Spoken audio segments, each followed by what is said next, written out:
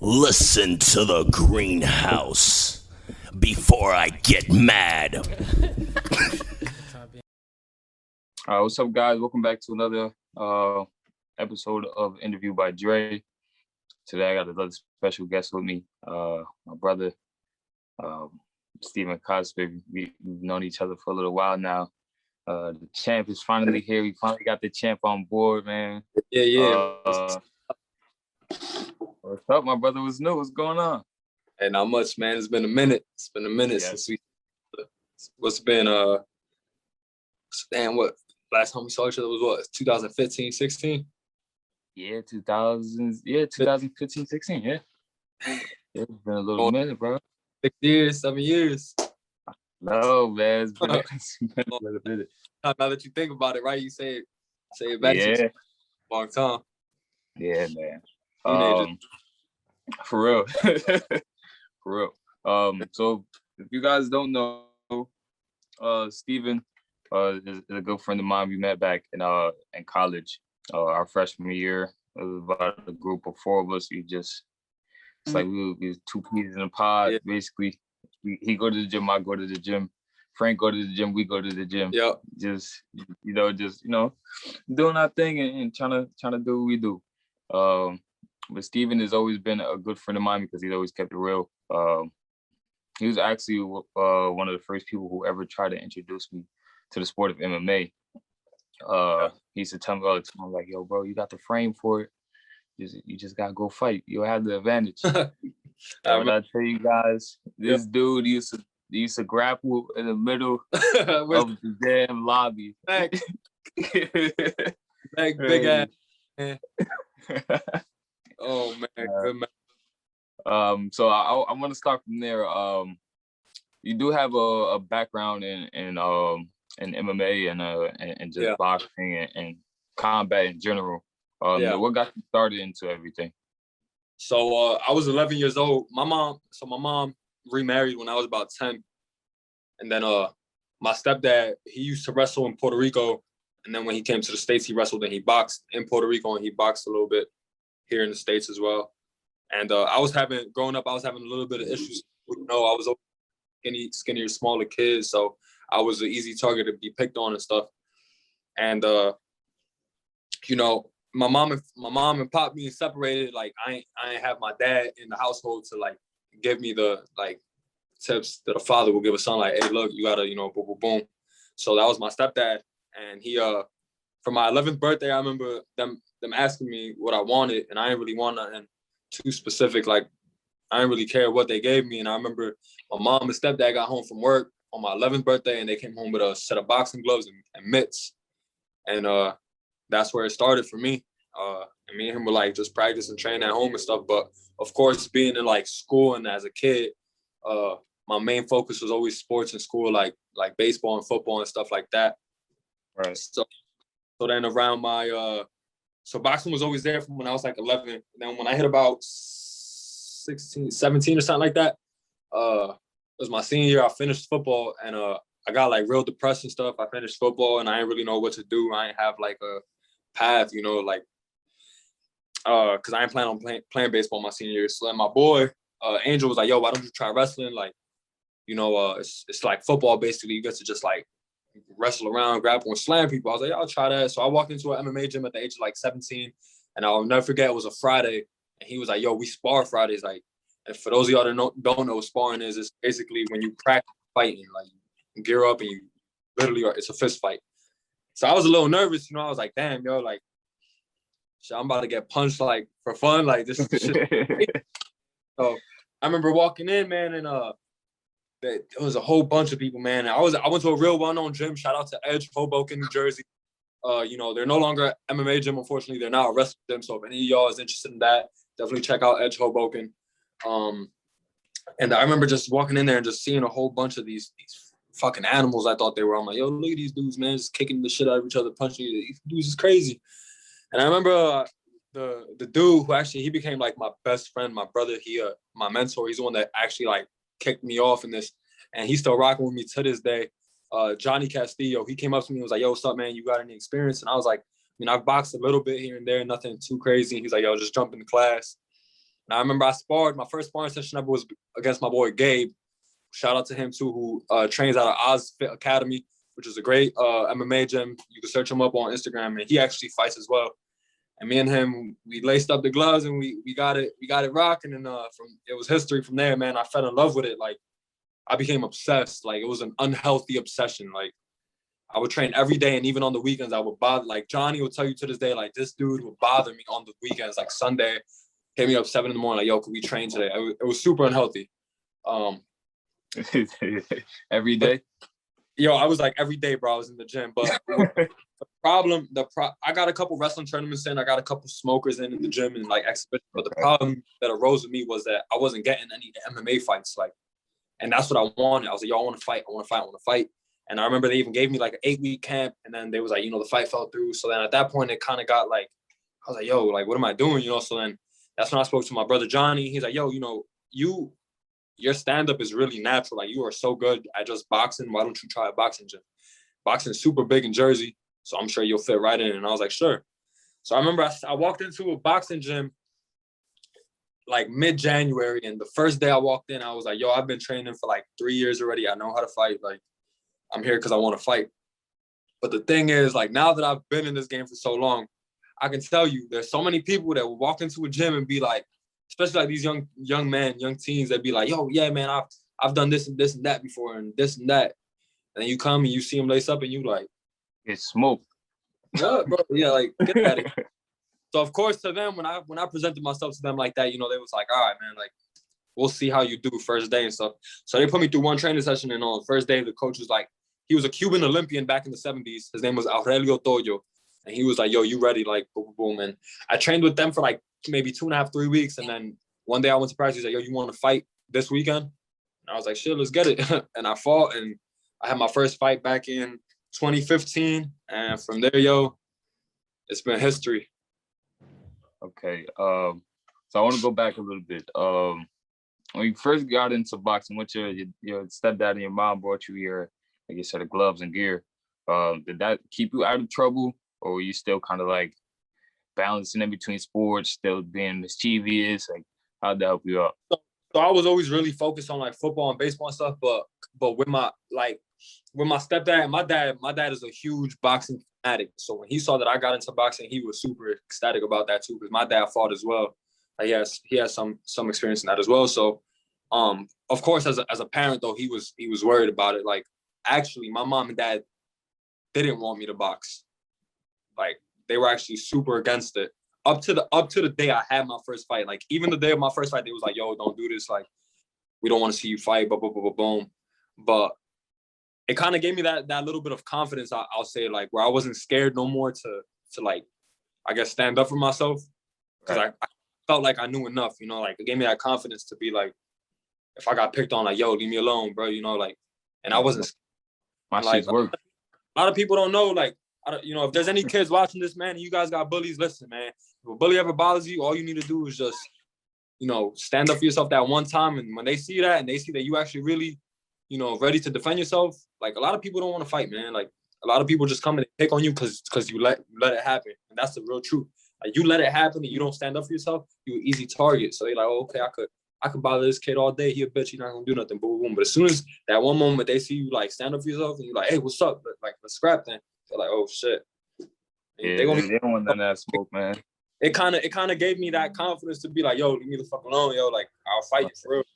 And from there, it was cool. And then in high school, of course, playing sports like football and baseball and stuff, I was hanging around like the more like popular kids and stuff. So I was always kept on a pretty good crew, Right.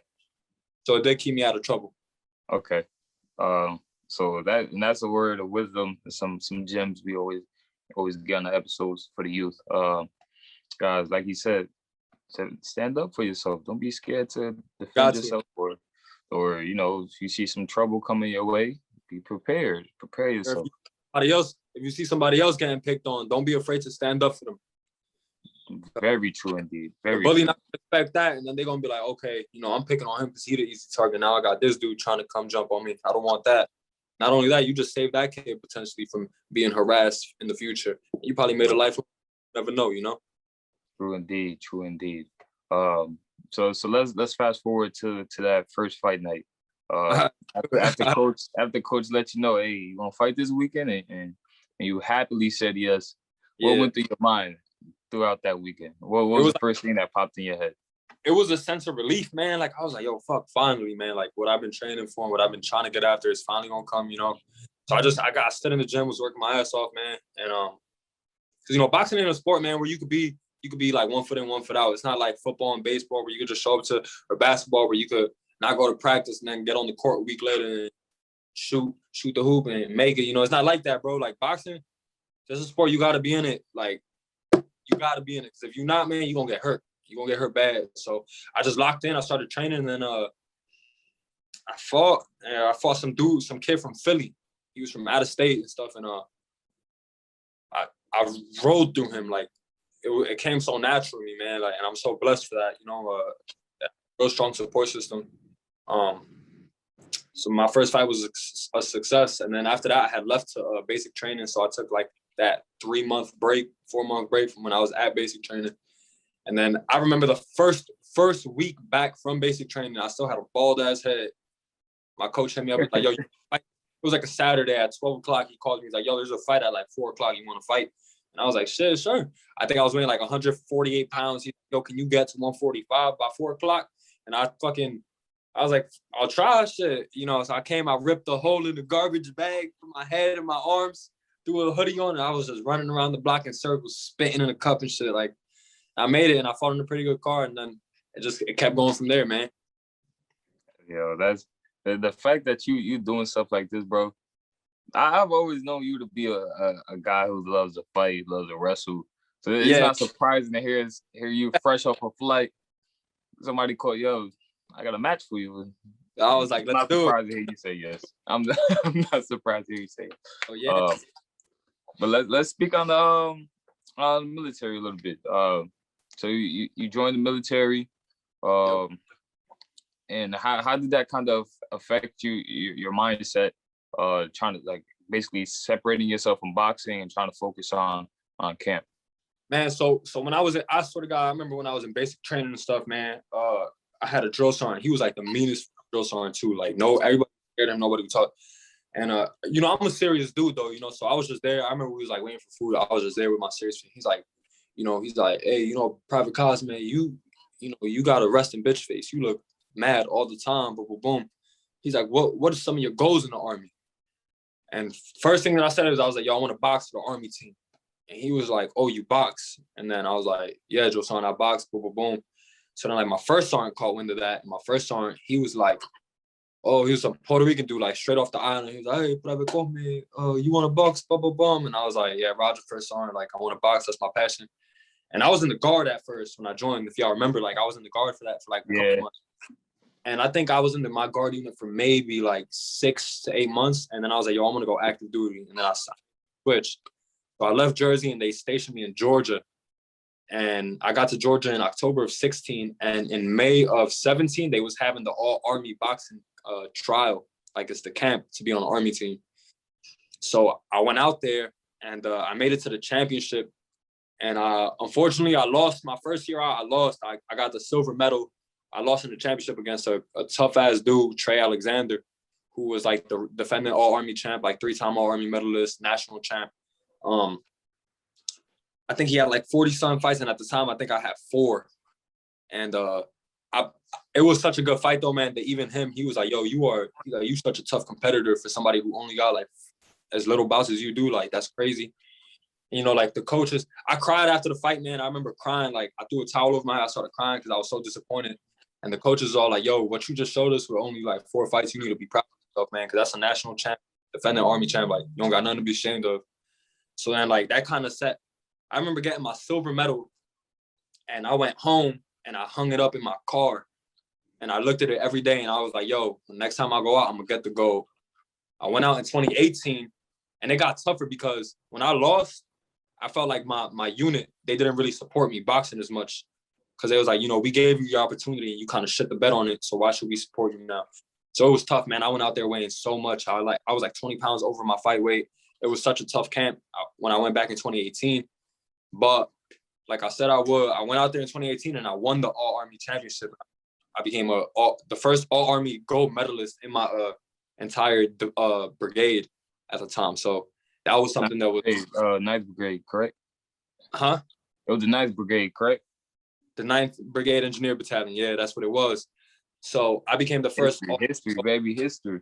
Yeah, man, it felt so good. They like published articles about me and stuff, and fucking after that, I went up to the Olympic trial qualifiers out in Chattanooga in 2018, and I fought against this kid named Darrell Ford, super tough dude, and he beat me, and I just remember getting out there. I think I had 10 fights, or he was like my 11th fight, and it was like, yo, the fact that you out at like just look where you at the Eastern Olympic trials, like the qualifiers, like you have 11 fights. Are you kidding me? Most of these dudes here got like 150, 200 fights.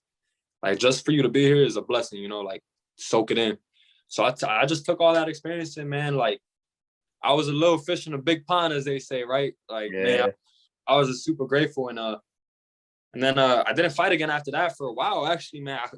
So I was in October of 18. I didn't fight the rest of 18. I did not fight at all in 2019.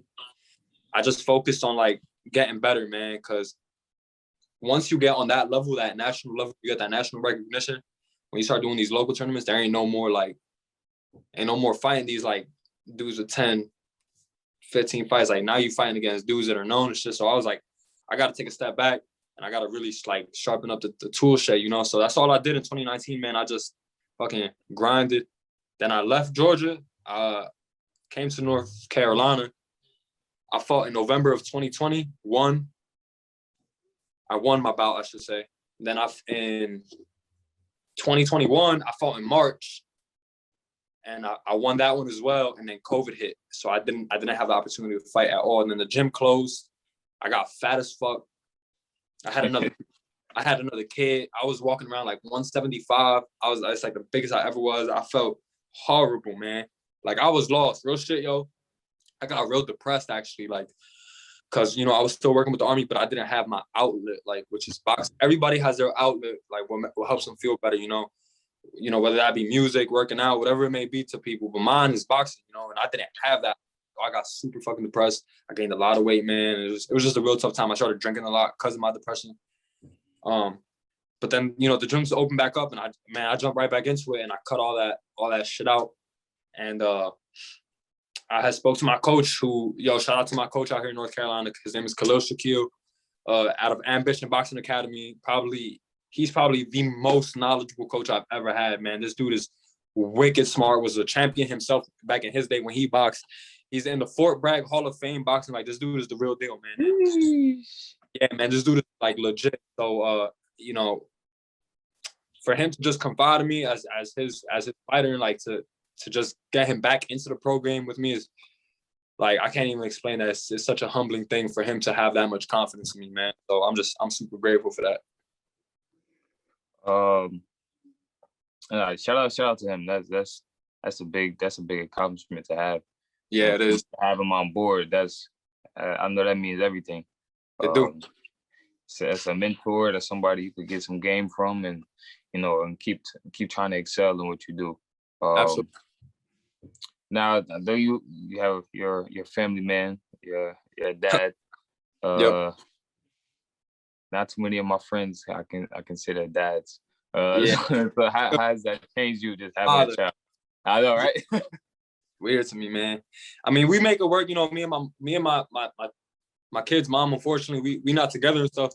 But she's the best, yo. Like I can honestly say that my kid's mom, I love her so much, man. She holds a super special place in my heart. She's a great mother, and she's a great person, you know. And we make it work, man. You know, my kids live in Jersey with her, obviously, you know.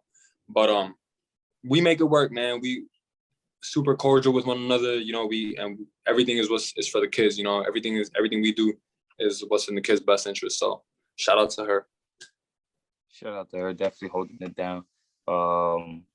Definitely, especially when I hear the Army shit, man. Shout out to her because that's not easy either. So true indeed. Now let's mix it up a little bit. Let's do it. We're gonna go into stories, guys. We're gonna go into a couple stories. So remember, one day we sitting in the lobby, right? I don't know if you went to the gym earlier that day or you was ready to go to the gym or whatever it may be. So I felt kind of like my feet slowly lift off the ground. And I'm like, what the fuck? Who is? And I turn around, he just got me in a hold. And he's looking up with the look of, I should drop you on your head right now, but I'm not gonna do it. I'm not gonna do it. And I promise to you guys, the first thing I thought of is this motherfucker dropped me. I can't fight him, so I'm swinging with whatever I got, whatever I got in my bag. I'm swinging, and that's it. That's gonna be. Oh my god! Hey, we used to have so much fun, man. Bro, we used to so much fucking fun, bro. We're going to play ball, just shooting hoops. Buckets on these boys at lunch. I don't know, bro. We had a little dream team of ours, man. We had a little dream team going on. Me, you, Frank. Oh yeah, we had Mike. Mike thought he was LeBron at like age of 6, so he trying to dunk on an unofficial rim. He trying to dunk. No, we can't dunk in there. We getting kicked out and breaking lights in there. Just going crazy. That was really think so. And I owe those motherfuckers like $18,000 for a semester. I did half of a semester. I fucking finished because I left for the army. Right, yo, they about their money. That's one thing about it. They about their money, bro. They don't play. They hit me with, boy, I be getting the letter in the mail. It's like, yo, we found you. And I'm just like, cool. Cool. Come get me. Famous. Yeah, facts. I don't got no fucking $18,000 sitting around. I don't know if you do, but I sure as fuck don't. I got nothing close to that, my brother. Not just laying around. Not laying around. Yeah, not laying around. It's in my future. It's in the near future. So I just want what keeps you having fun now besides boxing? Like just like the old days, what keeps your energy up and keeps you going, especially in these times of COVID and dealing with what you have to do out there in North Carolina? I mean, I stay busy with work, man. Work take up a lot of my time because I'm in charge of like my guys as well. I'm in charge of my little group of soldiers. Shit. Honestly, man, I'm just so fucking busy with work. Like I wake up every day about like 5 a.m, go to work, and then I'm there until like 5 p.m. And then as soon as I get home, I gotta go to the gym. But I mean, what keep me happy, like what keep my energy up, being at work, like, making sure my guys is good and stuff like that, that's important to me, man. I got to make sure my dudes is taken care of because they look up to me as their leader, so I got to make sure my guys are squared away when it comes to that. You said besides boxing, and then like just chilling with my friends, man, I like being able to make people laugh. I think that's something that's real important to me. Like I try being the jokester, the comedian of the group because it's good to make people laugh, like when my friends are down and shit like that, I'm the one that always tries picking them up, man, because I know what it is to like feel alone and be depressed and shit like that, yo. So it's like I definitely try to be that outlet for them, for like people who need to speak, whether it's my friends or just like people at work that I don't even fucking speak to really like that. Like I always tell people, yo, if y'all need to speak to somebody, bro, just hit my line. My line open 24/7, So I think that keeps my spirits and my energy up, just knowing that I can help people and make them feel better, at least momentarily, True indeed. Now, I want to ask you this question. It's gonna be a Jersey thing, we Jersey boys. With your Puerto Rican heritage, how's the food, bro? How's the food? I know you're missing a good eats. The food, I know you the food down here. Yeah, I know you're missing that good Jersey Spanish food, bro. You gonna say I missed the goodies and stuff, but I'll tell you, I hit 175 pounds for a reason.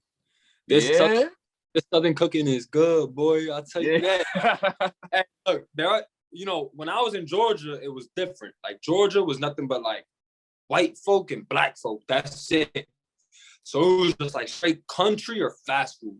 And I don't really like eating fast food. Like I was just eating fucking beans and brisket and cornbread and shit. That's what got me so strong, I think. But then coming out here to North Carolina, like there's mad Puerto Ricans out here. It's like there's like North Carolina. I feel like I'm in like a mini little Jersey where I'm at right now, like North Jersey. mad black folk, Puerto Ricans. Like, there's some white people because of the army and shit, of course. So, like, there's just so many people. So I don't really miss much, man. Like, shit, if I want Puerto Rican food or a plate of arroz con gandules, bro, I go right up to Black and go get some if I want. If I want some fried brisket, I'm gonna go fucking go that way and go get some, you know? So it's not really too much missing, man. There's good eats over here, too. Okay. So I'm glad to hear you eating well, my brother. Glad to hear that. Right now, I'm not. I'm in camp. You know, I gotta make weight, man. I'm a little bit hungry right now, so I feel still got like Pedialyte in your body, baby. Get some Pedialyte in.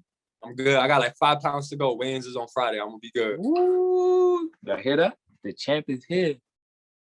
The champ is here. Yes, sir. Watch out for him. So I want to give you the opportunity to speak to the youth. We do this with everybody. Just want you to give a word of advice to the youth, and just, you know, try to keep their spirits high and guide them in a way that only you know best. A piece of advice I'm gonna give to the youth, man, is it gets better. All right, it's gonna get better. You know, you guys 15, 16 years old, you guys be like, yo, what am I gonna do next? It gets better, man. Like, it's not the end all be all. You know, I'm 25 now. I still don't got it all figured out. I'm figuring life out day by day, man. I'm sure you could say the same. You know, we all trying to figure out our own things out. But the most important piece of advice that I give to my soldiers, that I give to like the youth, if I do get the opportunity to speak to them, is don't let people tell you what your destiny is gonna be. You know, like, make it what you want. Whatever picture it is that you want to do, paint that. You know, I had people so close to me when I first started boxing and stuff, taking it real serious. Like, yo, don't box. Like, it's not for you. Like, you've never been the type of dude to be confrontational like that. Boom. Like, I heard so much shit, yo. And look at me now, man. I'm about to have my pro debut. You know, from various Golden Glove and Diamond Glove tournaments, 2-time All-Army medalist. I've been to the Olympic trial qualifiers. I've been in pro camps working, helping pros get ready for their fights and stuff, man. I've done so much in this sport.